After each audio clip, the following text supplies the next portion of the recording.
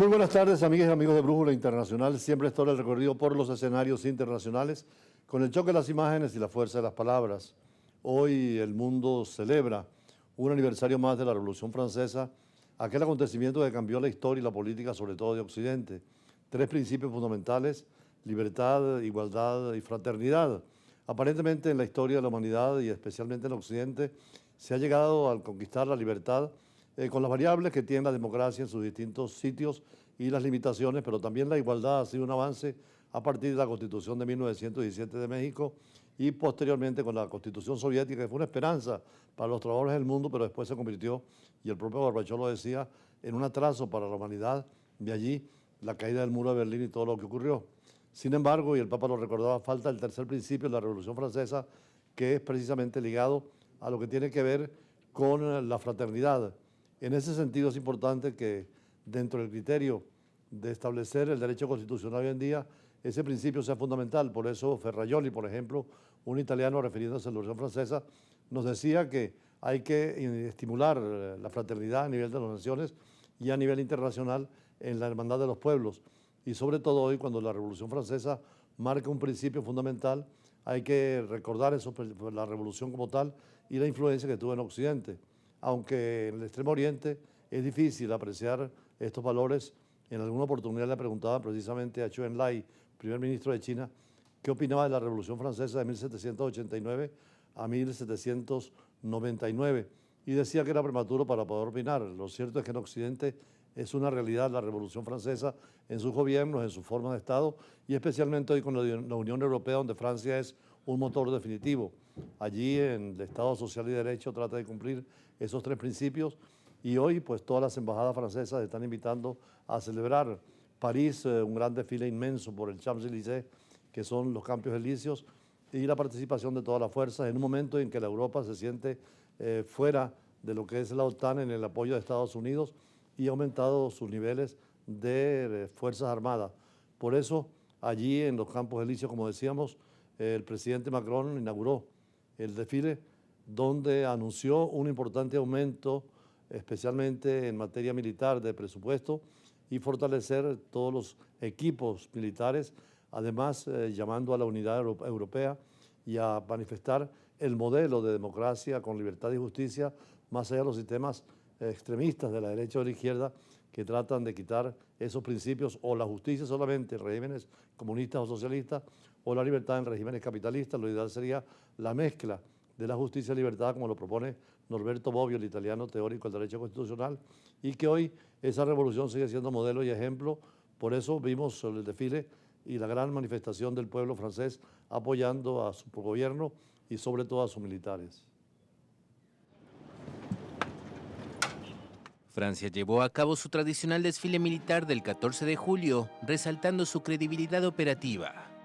Más de 7.000 soldados marcharon el lunes por los Campos Elíseos de París, en un evento que contó además con 65 aviones, 34 helicópteros, 247 vehículos y 200 caballos de la Guardia Republicana.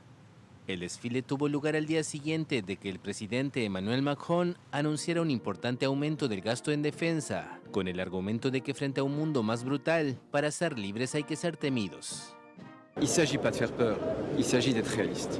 No se trata de alarmismo, sino de ser realistas. Para evitar la guerra, tenemos que estar preparados para utilizar la fuerza como elemento disuasorio, porque lo que ha cambiado fundamentalmente en los últimos años es que el mundo es cada vez más amenazante. Las guerras están en todas partes y ya no se puede confiar en el protector de Europa, Estados Unidos. En consecuencia, necesitamos rearmarnos. Sur lui. Et par conséquent, il faut qu'on se réarme. En su formulación actual, la Ley de Propagación Militar de Francia prevé 413.000 millones de euros para las Fuerzas Armadas entre 2024 y 2030, con un objetivo anual de inversión de 67.400 millones de euros en 2030. Pero el mandatario anunció el domingo que revisará esa ley para lograr ya en 2027 un gasto militar de 64.000 millones de euros, es decir, el doble que cuando llegó al poder en 2017. Según un sondeo publicado el lunes, el 72% de los franceses parecen dispuestos a apoyar un aumento de los gastos militares. Los franceses han hecho suyo el eslogan del Imperio Romano: si vis pacem, para bellum, como decían los romanos: si quieres la paz, prepara la guerra. Por eso el gasto militar ha aumentado, no solamente para Francia, sino todos los 27 países de la Unión Europea que temen a cualquier invasión de Rusia, sobre todo con lo que ocurrió en Ucrania, y además al separarse de la política de Estados Unidos por la actitud nacionalista del presidente Trump. Precisamente en este evento vimos muchos jefes de Estado de África y además Francia está desarrollando una gran actividad en el África porque estuvo allí como colonización, pero ahora quiere impulsar la democracia y el desarrollo. Por eso esta tarde nuestro análisis vamos a dedicárselo al mundo africano y a la importancia que tiene África hoy cuando es un actor más del sistema internacional. El continente africano toma cada vez más importancia, tanto por los recursos de materias primas como por la conciencia de la unidad, de la fuerza que tienen los países de la Unión Africana y el nuevo rol en las conversaciones con las antiguas potencias como Francia, Inglaterra, España, Alemania y Portugal. Además, los africanos toman conciencia de que es necesaria la democracia y la integración del continente para estar junto a las grandes potencias como China, Rusia, la Unión Europea y los Estados Unidos en un bloque, y así también trabajan con América Latina y con el mundo árabe. En la pasada cumbre de Nueva Delhi, el grupo de los 20 aprobó integrar a la Unión Africana dentro de la diplomacia para incorporar la solución pacífica de los conflictos territoriales entre los países, pero naturalmente con la vía de la economía y la integración. Se reivindicó la necesidad de un acuerdo global para combatir el cambio climático, se reclamó un cambio en la gobernación de las finanzas mundiales. Igualmente, el mayor éxito de la conferencia fue de naturaleza organizativa, porque la incorporación de la Unión Africana como miembro permanente del grupo, que ahora pasa a tener 21 integrantes, África, el nuevo gran actor regional en la gobernanza mundial. Y la Unión Africana celebró el 24 cumpleaños con ese regalo que lo convirtió al mismo día en un nuevo miembro del grupo de los 20 y fue admitida en la organización que incluye a 19 de las principales economías del mundo y a la Unión Europea.